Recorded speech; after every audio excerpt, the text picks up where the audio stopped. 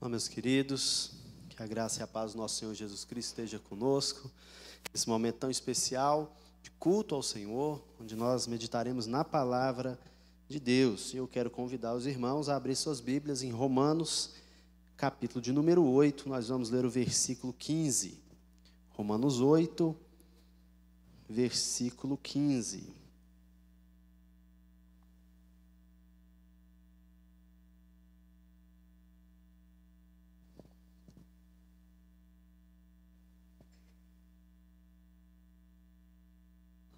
Amém? A palavra do Senhor diz o seguinte: porque vocês não receberam um espírito de escravidão para viverem outra vez atemorizados, mas receberam um espírito de adoção, por meio do qual clamamos, Abba, Pai. Vamos orar? Deus amado e bendito, nós mais uma vez falamos contigo nesta noite, pedindo que o teu Espírito Santo venha e ilumine o nosso entendimento, para compreendermos a tua mensagem, vivermos dando bom testemunho da tua verdade, onde quer que formos e estivermos, para a glória do teu nome. Assim oramos em nome de Jesus. Amém. Meus queridos, aos domingos à noite, o pastor tem nos direcionado em uma temática de mensagens, falando sobre os sentimentos modernos, né? Os desafios que nós temos vivido nesse tempo. E hoje nós vamos falar sobre o medo. E ao preparar a mensagem, já tinha escrito algumas coisas e colocado algumas ideias no papel. E aí, essa tarde eu fui numa apresentação que teve ali da Esquadrilha da Fumaça, e aí eu lembrei de uma coisa muito interessante que falava muito tanto a minha vida sobre esse sentimento, né, e o desafio que nós temos com ele. E Esquadrilha da Fumaça, os aviões lá que fazem a cobra... Vixe, aí, essa palavra mesmo aí, eu não vou arriscar não. Eles fazem, né, esses desafios lá no céu e jogam fumaça, uma coisa muito bonita, espetacular. E eu estava do lado assim com o vizinho olhando e ele falando: nossa, esse povo é corajoso demais, esse povo, né, desafia tudo. E aí veio um avião assim, passou pela gente, subiu e foi. Parece que ele estava em cima da gente. Ele foi, chegou lá em cima, ele desligou. Aí ele começou a cair, rodando, ele ligou e passou pela gente. A hora que eu olhei para ele, eu falei assim: esse rapaz é macho, viu? Eu não sou macho desse tanto, não. Existem algumas coisas na nossa vida que, para a gente, ao olhar de longe, gera medo, só de ver. Eu fui com os meninos lá, segunda-feira, na pecuária, o último dia, assim, depois do rodeio, à tarde, tinha ninguém, os boi estavam até indo embora, e deu tempo só de tirar uma foto dos boi com os meninos. Aí terminamos, a gente passou, a hora que passou pelo parquinho, tem um brinquedo lá que ele gira assim, gira tudo que é jeito, né? Só de olhar para ele eu já fiquei tonto. A Maressa olhou: misericórdia, vamos embora daqui que eu estou com medo de ficar aqui perto. Então, falando sobre esses desafios e pensando sobre o medo, eu comecei a me lembrar de quantas coisas nós enfrentamos no nosso dia a dia e que nos fazem lembrar desse sentimento de medo. Quantos desafios nós temos, quantas coisas, às vezes, pequenas que nós enfrentamos e nós lembramos da nossa infância, coisas que passamos, pequenos traumas. Eu me lembro quando tinha 4 a 5 anos, eu brincava numa pracinha perto de casa, e lá em Jataí tinha uma caixa d'água no meio da praça. Uma caixa d'água do bairro, e aí ela era bem alta, ela era de concreto, e aí ela tinha uma escada que você subia por uns andares dela. E aí a gente, menino, muito obediente e ocupado, a gente subia nessa escada, ia lá e descia escorregando, igual bombeiro naqueles canos dela, assim, né? E aí um dia eu fui fazer essa peripécia, escorreguei, caí de costa no chão, saí correndo, fui lá para casa, fiquei caladinho. Minha avó, só estava minha avó em casa, ela perguntou o que foi, eu nada, tá tudo certo. Passou um pouquinho, chegou um cara lá em casa, batendo, chamando lá. Aí minha avó foi lá, ele, um rapaz, menininho, estava brincando lá, caiu da caixa d'água, eu vim aqui ver se aconteceu alguma coisa, se ele está bem. E eu lá, o que esse cara foi falar? Estava tudo bem, mas acabei, né, sendo disciplinado. Tomei uma surra daquelas para aprender. Aí o trauma da altura ficou. Aí, na adolescência, eu conheci um amigo, tinha um grupo do bairro, né? E a gente ia brincar, e um dia a gente foi num espaço que tinha muitas mangueiras, pé de manga, e a gente estava lá comendo manga, e aí o amigo mais velho tinha um galho assim de uns 3 metros de altura. Ele falou, pronto, agora todo mundo vai pular desse galho lá no chão. Aí foi todo mundo, pulou outro, chegou a minha vez. Isso era umas 4 horas da tarde. Falei, não dou conta, não tenho coragem de pular desse galho, não. Parece que lembrou o trauma da queda da caixa d'água na hora. Não consigo, e você vai, e aí ficou todo mundo lá, fez uma rodinha. Você não desce da árvore se não for pulando desse galho. E a gente ficou lá até 7 horas da noite. E todo mundo, pula, pula, pula. E eu lá tremendo assim, mas eu me lembro da sensação de quando finalmente eu fechei o olho e pulei. Foi tão rápido, quando eu já estava no chão. Mas enfrentar aquele medo foi um desafio que para mim parecia tão grande.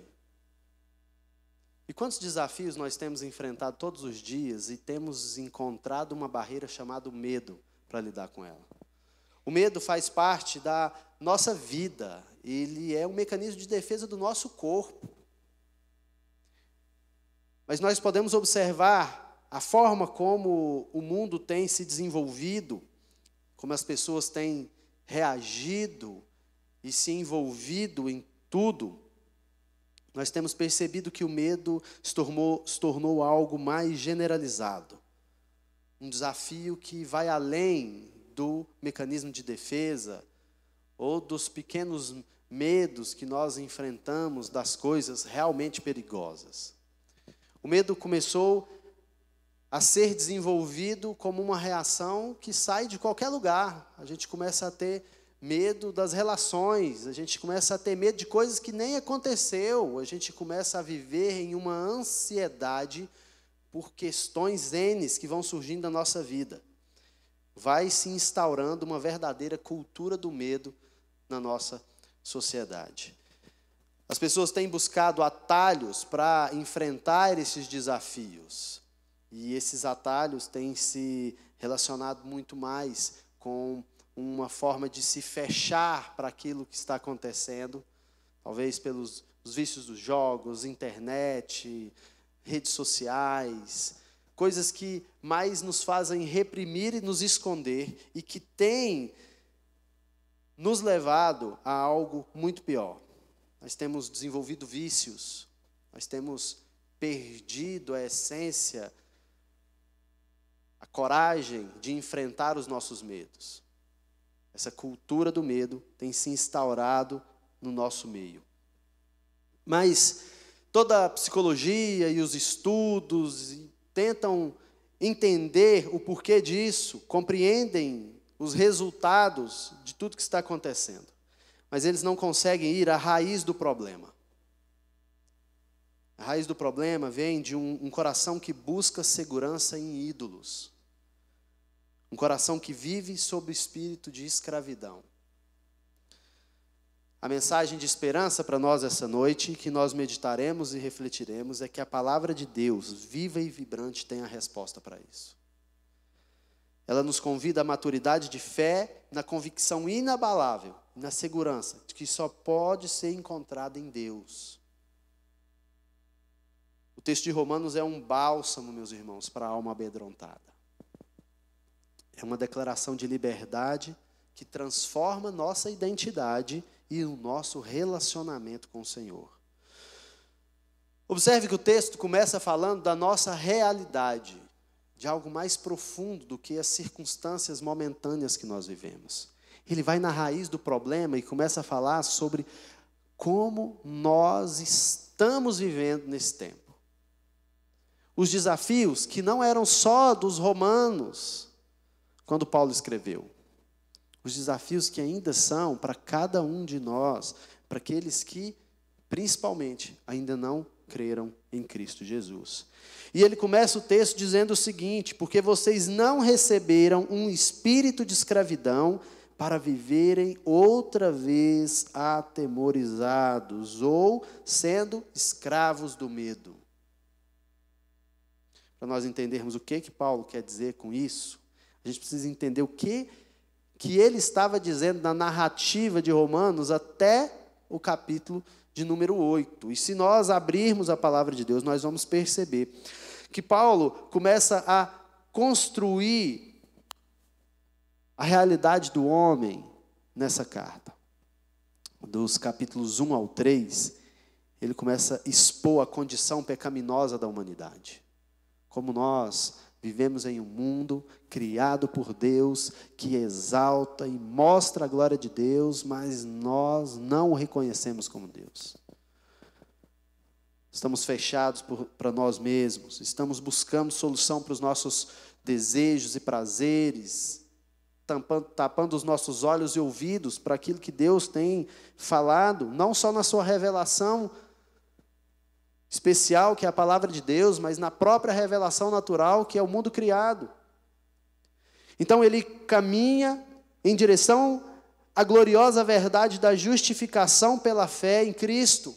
Romanos 3 até o 5 é a jornada de Paulo nos mostrando, apesar de vivermos nesse mundo escravos de nós mesmos, dos nossos desejos e prazeres, cheios de ídolos que satisfazem a nossa própria vontade, mas nos escravizam, Deus enviou seu Filho para nos resgatar dessa circunstância, para justificar os nossos pecados e nos dar liberdade.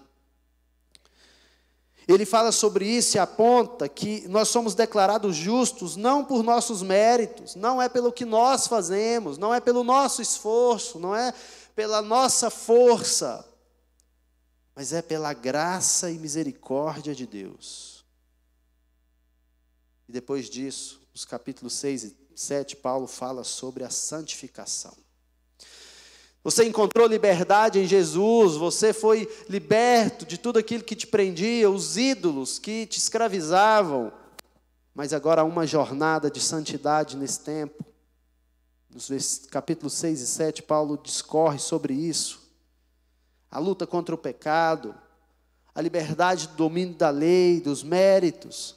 Então nós chegamos no capítulo 8, Paulo falando sobre a liberdade cristã.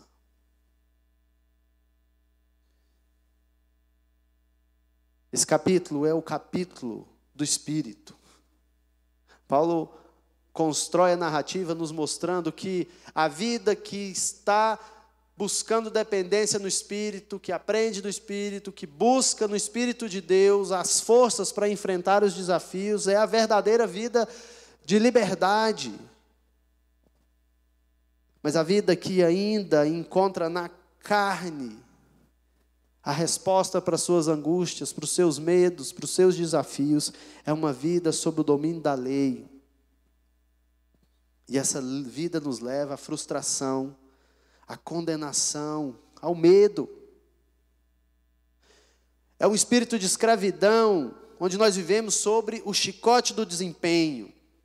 A carne sempre quer nos levar a fazer algo. Eu tenho que fazer isso, eu tenho que fazer mais, eu tenho que conseguir, eu tenho que conquistar. Mas e se eu falhar? E se eu não conseguir? E se não der tempo? E se eu não estiver lá? E se ninguém for? Essa mentalidade provém de uma vida que é escrava dos ídolos desse tempo. Mas o que Paulo está dizendo aqui? No versículo 5, 15, Paulo está dizendo que nós não recebemos esse tipo de espírito quando cremos em Cristo Jesus. Se vivemos sobre a escravidão do pecado, sobre esses ídolos que nos escravizam e nos levam a um medo generalizado, um medo que nos paralisa, é porque nós ainda não reconhecemos quem é Jesus Cristo e a ação do Espírito Santo em nós. O que nós recebemos de Deus ao crermos em Jesus Cristo é algo radicalmente diferente.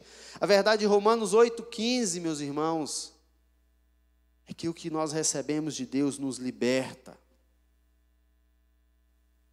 não nos escraviza. A mensagem de Paulo, ela transpassa o tempo e nos faz perceber, olhando para a nossa geração e para as gerações que existem, né?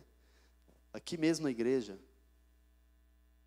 que esse tempo caminha, essa sociedade caminha com essa marca de uma sociedade do medo.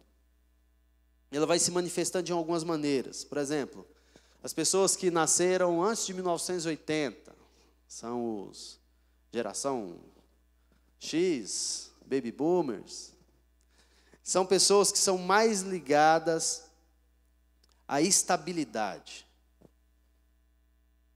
ao controle. Elas estão mais conectadas à segurança financeira, ao futuro, à aposentadoria. O que as leva, o que manifesta mais medo nelas são a perca do controle. Perder o emprego, perder instabilidade do governo, instabilidade financeira do país, econômica. Esse tipo de coisa desperta nessa geração mais medo e insegurança do que nas novas gerações. A geração que nasceu de 1981 até 2010, a geração Y, a geração Z. Esse povo, que são os jovens digitalmente nativos, eles são mais conhecidos por altos níveis de ansiedade e depressão. Eles não são tão ligados à estabilidade, à segurança. Eles até não se importam tanto com essas coisas. Eles estão mais ligados com o medo de ficar de fora do que está acontecendo, o medo de não saber o que está acontecendo, o medo de não ser percebido nesse tempo, o medo do futuro do planeta. São muito ligados a esses movimentos ecológicos. Eles têm muito medo da reação do que o mundo pode dar a quem eles são. Eles vivem em um mundo hiperconectado, mas na maioria das vezes eles se sentem sozinhos e inseguros. O medo vai brotando de formas diferentes nas gerações e nas pessoas, e cada um de nós podemos perceber o que ele vai causando em cada um de nós. A resposta muitas vezes tem vindo de fugas, principalmente através de vícios comportamentais. Ao invés de buscarmos na verdade do Criador, nós estamos buscando em outras coisas, estabelecendo a segurança e a resposta para as dúvidas, para os medos, em outros alicerces. Isso tem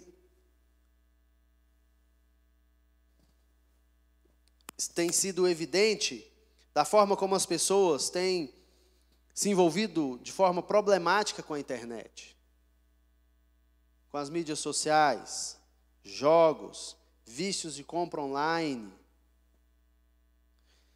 As pessoas têm buscado nessas coisas formas de mascarar sua ansiedade, mas elas acabam piorando tudo isso. Elas se afastam uns dos outros, as pessoas estão cada vez mais longe de relações uns com os outros. As relações estão sendo construídas única e exclusivamente através das redes sociais. Das redes sociais das mídias, e não das redes sociais que sempre existiam. Quando a gente vai falar de redes sociais, a gente começa falando lá do passado. Onde eram as redes sociais? Na rua, na praça, na feira, onde as pessoas se conectavam, conversavam umas com as outras. E agora? Cada vez mais, as novas gerações têm buscado se relacionar de outra forma, e não de interações pessoais. O que tem resultado de tudo isso? Pessoas inseguras, cada vez mais amedrontadas, E a resposta de tudo isso é um povo que não consegue se segurar sua impulsividade.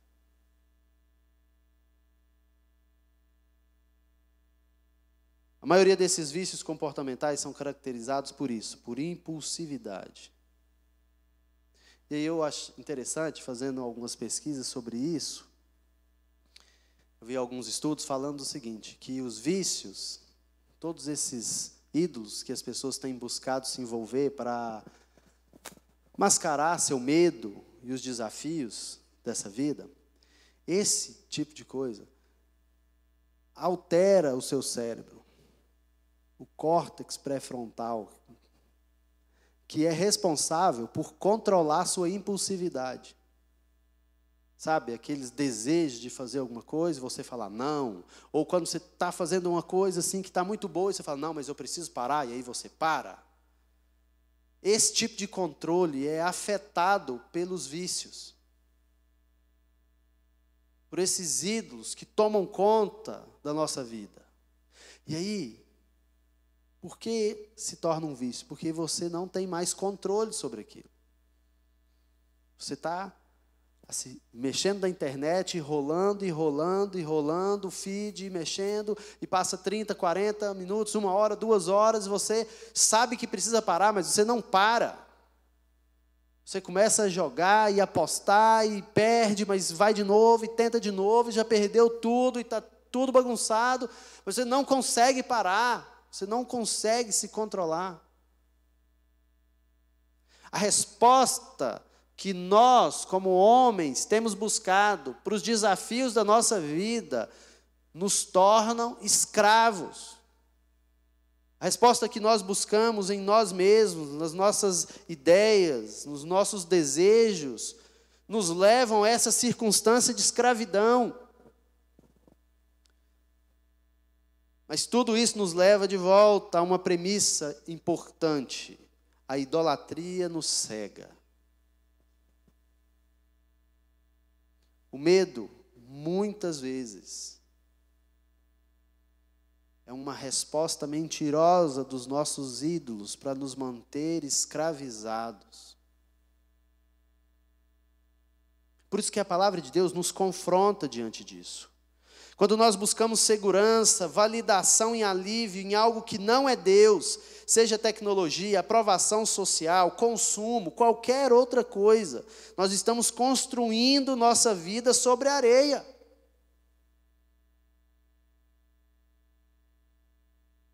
E quando esses ídolos falham em nos dar a segurança que eles prometem, ou que nós esperávamos que eles nos dessem,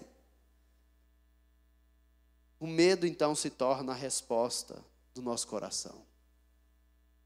Insegurança, desespero. As consequências estão aí, diante de nós. Nós nem precisamos descrever muito, que provavelmente muitos de nós aqui temos resultados de tudo isso na nossa família, ou amigos, colegas. Não está distante, meus irmãos. Mas o que a palavra de Deus tem a nos dizer sobre isso? Paulo disse, continuando o versículo: vocês não receberam um espírito que os escravize ao medo, mas vocês receberam um espírito que os adota como filhos, e por meio do qual nós clamamos, Abba, Pai. O que essa verdade nos ajuda diante desse desafio do medo? O que ser adotado por Deus, o que é estar em um relacionamento de intimidade com Deus tem a ver com isso? Paulo é enfático, meus queridos. O medo que nos paralisa, que nos leva a vícios, que nos faz buscar segurança em lugares errados, não vem de Deus. É a natureza pecaminosa, o espírito desse tempo,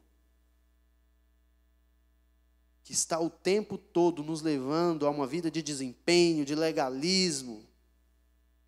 Paulo está dizendo o seguinte, Que esse espírito que fala para a gente, você não é bom o suficiente, você vai falhar, você será rejeitado, você não tem controle de nada. Esse espírito nos aprisiona em um ciclo de medo. Mas esse espírito não veio de Deus.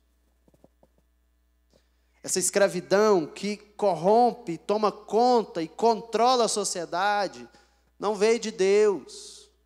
É rebeldia do homem.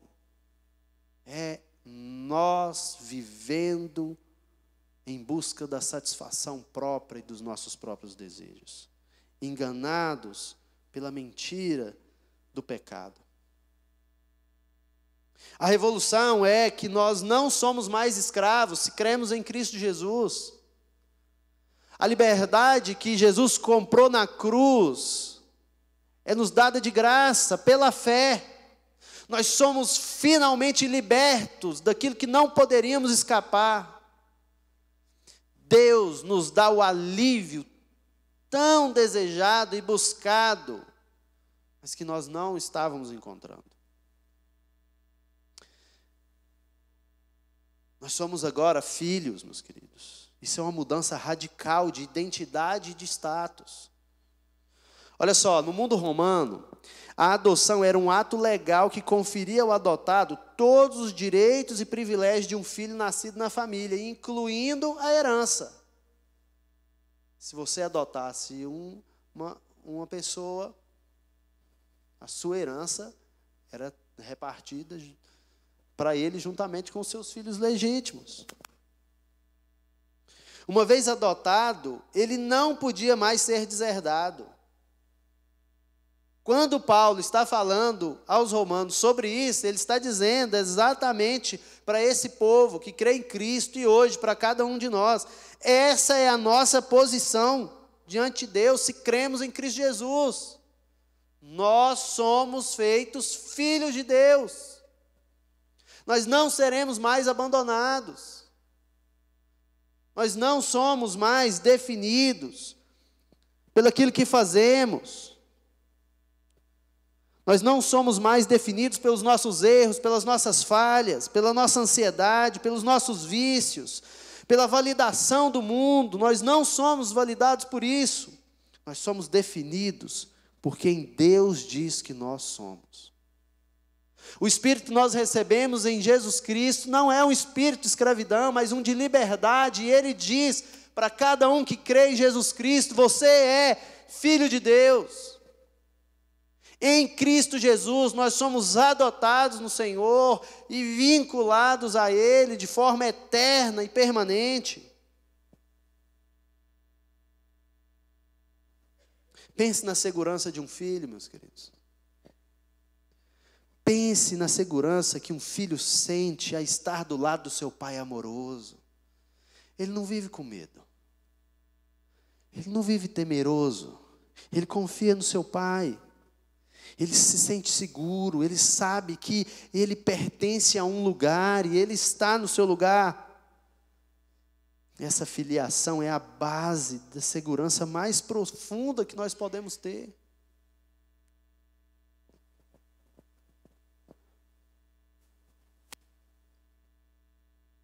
Ela nos liberta do medo da condenação, porque em Cristo não há mais condenação. Paulo começou o capítulo 8 de Romanos falando sobre isso. Quem está em Cristo não mais será condenado. Se você crê em Jesus Cristo, se você encontrou a libertação nele, se você vive dependente de Cristo, Ele te liberta do medo, da rejeição, porque nós somos em Cristo aceitos, justificados, regenerados, restaurados. Na dependência de Cristo nós somos santificados.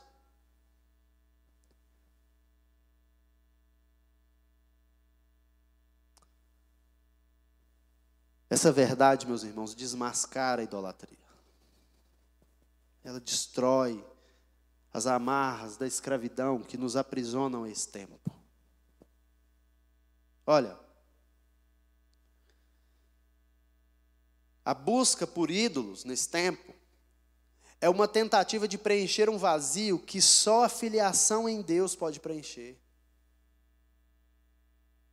Só intimidade com o Pai, só relacionamento com o Senhor pode preencher o vazio que dia após dia parece aparecer no nosso coração. Paulo continua, após falar que o Espírito que nós recebemos é um Espírito de adoção, ele diz assim, ao qual nós clamamos, Abba, Pai. O que essa expressão quer dizer? Essa expressão está apontando para o nosso relacionamento com Deus. Nós não só fomos libertos por Deus e deixados ao mundo. Nós não só fomos libertos e colocados em uma posição agora de não saber para onde ir. O que Paulo está dizendo é que ao sermos adotados pelo Senhor, restaurados, regenerados, justificados em Cristo Jesus, nós agora caminhamos com o nosso Pai, nós nos relacionamos com Ele, como o papai querido que cuida de cada um de nós. Abba é uma palavra aramaica que significa intimidade, carinho. É o papai, paizinho. Jesus usou essa expressão no Getsêmani, ele mostrando ali a profundidade da sua relação com o Pai. É o clamor de um filho que confia plenamente no seu Pai, mesmo em meio à angústia. E é esse relacionamento que Paulo está dizendo que nós precisamos ter com Deus. Se cremos em Jesus Cristo, a nossa caminhada, a nossa jornada agora é uma caminhada de confiança no Senhor, de dependência no Senhor.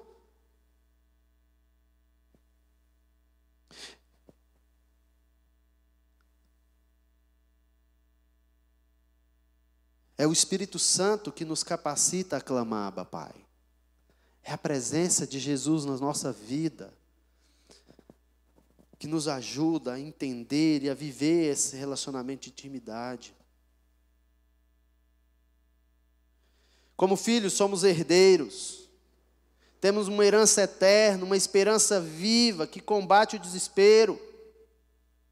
A falta de propósito nesse tempo nos leva a ações drásticas, a vícios e ídolos.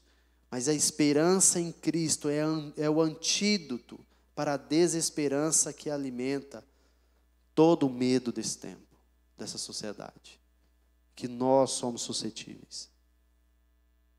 Eu quero complementar esse versículo com o texto de 2 Timóteo 1,7.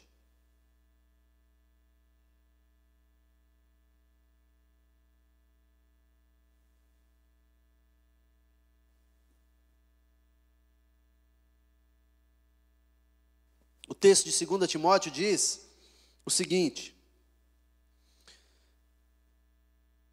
porque Deus não nos deu um espírito de covardia, mas de poder, de amor e de moderação. O espírito que vem de uma adoção, de um relacionamento de intimidade, o espírito que nos tira de um lugar de insegurança, de medo, de desespero, de vício, de escravidão e nos coloca em uma situação de filiação, de confiança, de cuidado. Paulo está dizendo aqui que esse espírito é um espírito de poder, de amor e de equilíbrio. Olha só, a palavra poder usada aqui é dinamis. Não é um poder para dominar os outros, mas é um poder espiritual, é a capacidade de Deus operando em nós para viver a vida cristã, para resistir à tentação, incluindo os vícios, para testemunhar, para preservar nas provações. É o poder que nos liberta da paralisia do medo e da compulsão. Lembra quando eu disse que os vícios alteram a parte do nosso cérebro que nos ajuda a vencer a impulsividade? Paulo está dizendo aqui que o Espírito de Deus é um espírito de poder que restaura qualquer circunstância que nós estivermos vivendo. Que transforma qualquer questão que nos impeça de viver uma vida de santidade, de relacionamento com Ele. Por isso, a palavra de Deus diz que quem está em Cristo, nova criação é.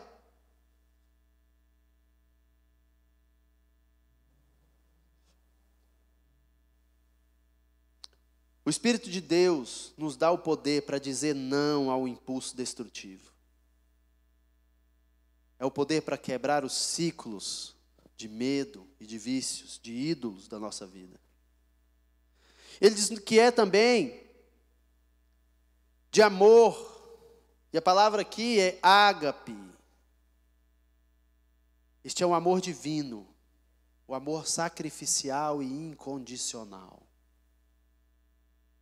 É o amor que expulsa o medo.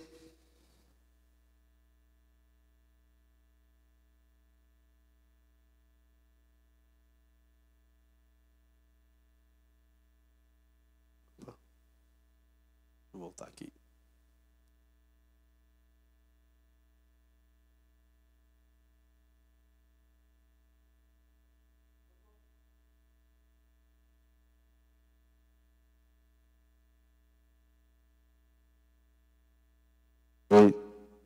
Oi. Desligou aqui. Quando o nosso coração está cheio de amor de Deus, do amor de Deus por nós e do amor que Ele nos capacita a ter pelos outros, há menos espaço para o egoísmo, há menos espaço para a insegurança. O amor nos impulsiona a servir, a nos arriscar, em vez de nos retrair pelo medo. Ele nos liberta, meus irmãos. Ele nos tira do isolamento, porque o amor nos conecta. Uma geração que vive amedrontada pelas coisas e acaba se distanciando das relações sociais, pessoais, encontra no amor de Deus a conexão para a família da fé, a comunidade cristã, a igreja, o corpo de Cristo, a esperança desse tempo, a luz do mundo. E ele diz também que esse Espírito é um Espírito de poder, de amor e de equilíbrio. O termo utilizado aqui é sofronismos. Essa palavra denota bom senso, autocontrole, moderação e sobriedade de mente. É a capacidade de pensar claramente, de ter discernimento, de não ser levado pelo pânico ou pela irracionalidade que o medo e a impulsividade podem gerar. O Espírito nos capacita a ter uma mente sã, a tomar decisões sábias, a regular nossas emoções e a resistir aos impulsos. Esse é o Espírito que Deus.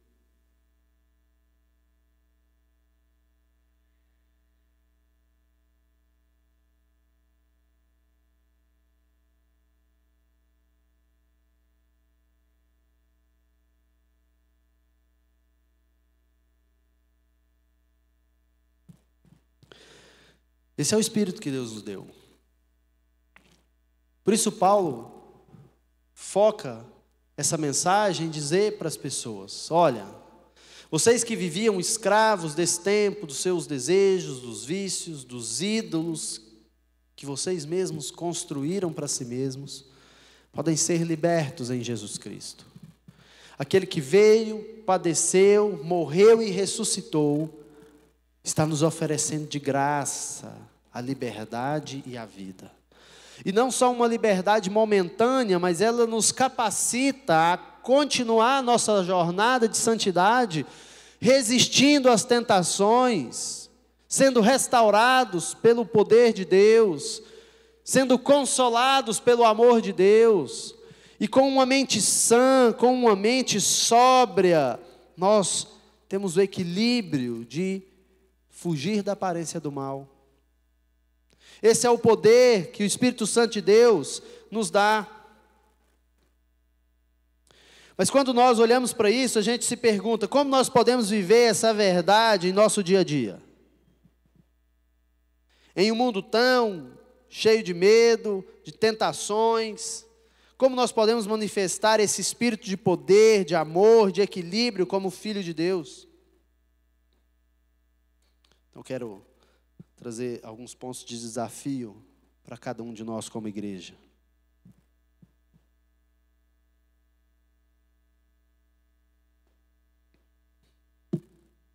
A primeira coisa é a necessidade básica de todo homem. Todas as pessoas necessitam basicamente de uma coisa. E essa coisa é uma pessoa, e ela se chama Jesus Cristo.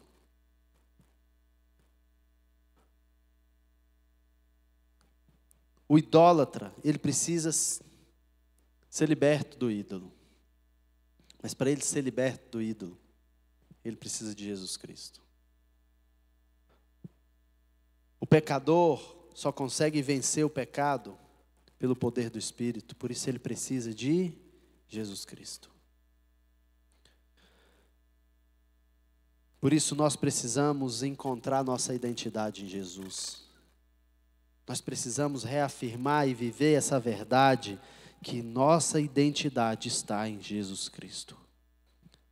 A primeira e mais importante ação que nós podemos ter, meus irmãos, é todos os dias da nossa vida, crer e reafirmar essa verdade em nosso coração, de que Jesus é o Senhor da nossa vida. Nele nós somos feitos filhos de Deus, filhos amados de Deus. A nossa segurança não está no que nós fazemos, no nosso trabalho, nas nossas conquistas, no que as pessoas pensam de nós, mas a nossa segurança está em Deus, e é Ele quem nos fez e nos refez, se cremos em Jesus Cristo. Você precisa meditar nessa verdade. O Espírito que você recebeu em Jesus Cristo não é um Espírito que te levou de volta à escravidão, mas um Espírito de liberdade. E se você buscá-lo e depender dele, você encontrará o poder, o amor e o equilíbrio que você necessita para vencer os desafios. A segunda coisa que eu quero te desafiar nessa noite é identificar aquilo que te amedronta. Talvez você esteja vivendo ainda enganado por algumas respostas, atitudes, mas na raiz dela existe algum tipo de dependência que não foi depositada no altar do Senhor. Você ainda está com as rédeas de algo que te escraviza. Ore por isso e identifique o que te amedronta. Qual é o medo que você tem sentido? Medo da fome, da solidão? Medo de perder seus bens? Medo de perder quem você ama? Qual é o medo que tem te atormentado? Traga esse medo à luz de Cristo. Se você é filho de Deus, Ele proverá, Ele te sustentará, Ele te libertará. Porque o amor perfeito de Deus lança fora todo medo. Identifique o que tem te escravizado e coloque isso diante de Jesus Cristo. Coloque isso diante da verdade que liberta, transforma e restaura. Por último, busque o poder do Espírito. Meus queridos, não é à toa que a palavra de Deus nos convoca a um relacionamento diário com a mensagem. Meditar na palavra dia e noite. Não é à toa que Paulo termina o versículo 15 dizendo que o Espírito que recebemos nos leva a clamar Abba Pai, nos leva a buscar a dependência desse Paizinho querido que nos ama e cuida de nós, sem devoção a Deus, sem intimidade com Ele, nós continuaremos na escravidão do pecado. O Espírito de Deus nos leva à intimidade, nos leva à comunhão.